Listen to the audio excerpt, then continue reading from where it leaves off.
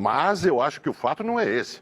Testemunhas falam coisas certas, erradas, depois os juízes vão tomar as decisões. Mas ameaçar de prisão por um diálogo desse tipo, isso é de uma arbitrariedade absoluta. Pessoal, o clima esquentou lá no STF, né, durante os depoimentos, as oitivas dos depoimentos das testemunhas de defesa de alguns dos acusados. Foi o caso do Aldo Rebelo, né? Ele era testemunha de defesa do ex-comandante da Marinha, Almir Garnier. E aí ele falou uma coisa que o Xandão não gostou e por conta disso o Xandão ameaçou prendê-lo. Não havia razão nenhuma para isso, mas o Xandão, na sua postura ditatorial, ameaçou prender o ex-ministro da Defesa, né, ex-presidente da Câmara dos Deputados, o Aldo Rebelo. E aí, o Demétrio Magnoli, desceu a lenha no Xandão por conta disso. Mas vamos ver primeiro a reportagem com Andréa Sadi falando sobre o que aconteceu. Mas antes disso, não esquece de deixar o seu like aí, se inscrever no canal, acionar o sininho das notificações para receber novos conteúdos e também de deixar o seu comentário, beleza? Vamos lá então, pessoal. Alexandre de Moraes ameaçou prender Aldo Rebelo, ex-ministro, que depõe como testemunha do ex-comandante da Marinha, o almirante Almir Garnier, na trama golpista. Os detalhes estão aqui no G1, vou ler para a gente poder comentar. Ó. O ministro Moraes, então, repreende o Aldo, testemunha na ação do golpe, dizendo o seguinte, aspas, se não se comportar, será preso por desacato, fecha aspas. Aí, como eu contei para vocês, está depondo o Aldo Rebelo na condição de testemunha da defesa. Ele foi questionado sobre uma eventual mobilização para o golpe. Ele quis fazer uma análise sintática da questão e acabou irritando Moraes. Vamos ver mais detalhes aqui, porque ainda não está claro para mim o motivo. Deixa eu ver aqui. Ó. O ex-ministro afirmou que é preciso considerar o que significa uma força de expressão. Aqui, ó. O Rebelo foi questionado se o Garnier teria colocado tropas à disposição do presidente da República. Aí, o ex-ministro afirmou que é preciso considerar o que significa uma força de expressão na língua portuguesa. Aí ele falou isso, ó, a força de expressão nunca pode ser tomada literalmente. Quando alguém diz que estou frito, não significa que está dentro de uma frigideira. Quando diz que está apertado, não significa que está submetido a uma pressão literal. Quando alguém diz estou à disposição, a expressão não precisa ser lida literalmente. A resposta irritou Moraes, que disse o seguinte, o senhor estava na reunião quando o almirante Garnier disse a expressão? Então o senhor não tem condição de avaliar a língua portuguesa naquele momento, atenha-se aos fatos. O Rebelo rebateu. Em primeiro lugar, a minha apreciação da língua portuguesa é minha e não admito censura. Moraes respondeu. Se o senhor não se comportar, o senhor será preso por desacato. Rebelo respondeu o seguinte, estou me comportando, e o ministro Moraes disse, então se comporte e responda à pergunta.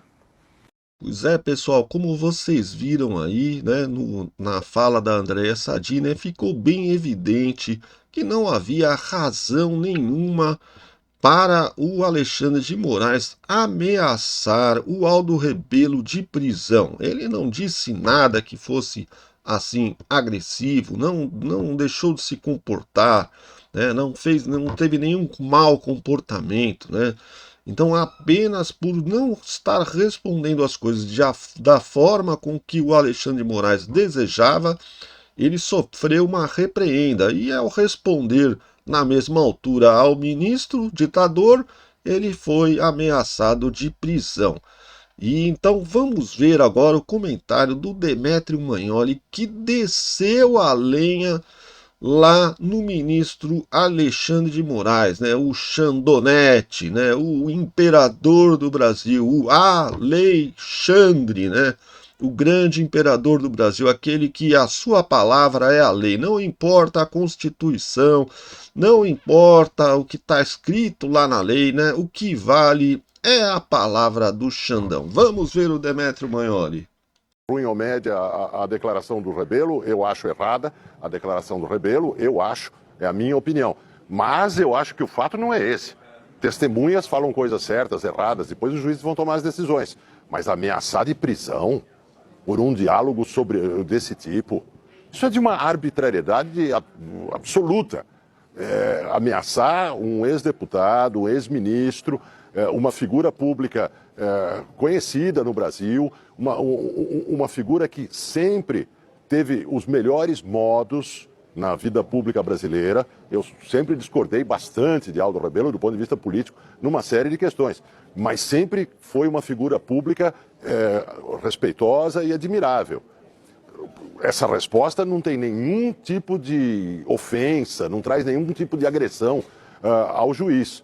A ameaça de prisão é uma arbitrariedade completa de Alexandre de Moraes. Então a gente percebe que o Alexandre de Moraes ele não consegue deixar de ter essa postura ditatorial, autoritária, né? Ele não consegue, é da maneira de ser dele, né? Essa autoritariedade, né? Essa forma ditatorial de conduzir as coisas, né? Tanto é que ali no STF parece que ele tem uma ascensão sobre os outros ministros, né?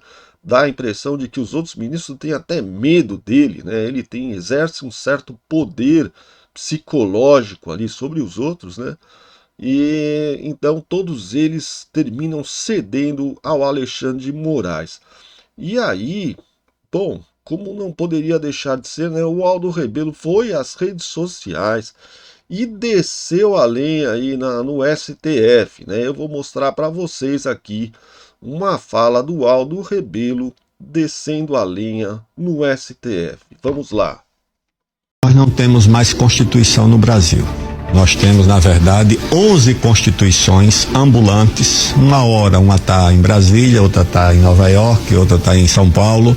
Cada ministro é uma Constituição porque ele interpreta a Constituição do jeito que quer. Eu acho que essa Constituição já esgotou o seu prazo de validade. Infelizmente, ela foi feita num momento muito infeliz, porque ela foi feita o seguinte, logo depois do regime militar. As lideranças civis queriam fazer um acerto de contas com os militares, porque fecharam o Congresso, cassaram o mandato, e se reuniram todos, os progressistas e os conservadores, e chegaram à conclusão de que vacinar contra a instituição militar e a influência dos militares era empoderar corporações civis. Empoderaram o judiciário, empoderaram o Ministério Público, empoderaram todo mundo, tá certo?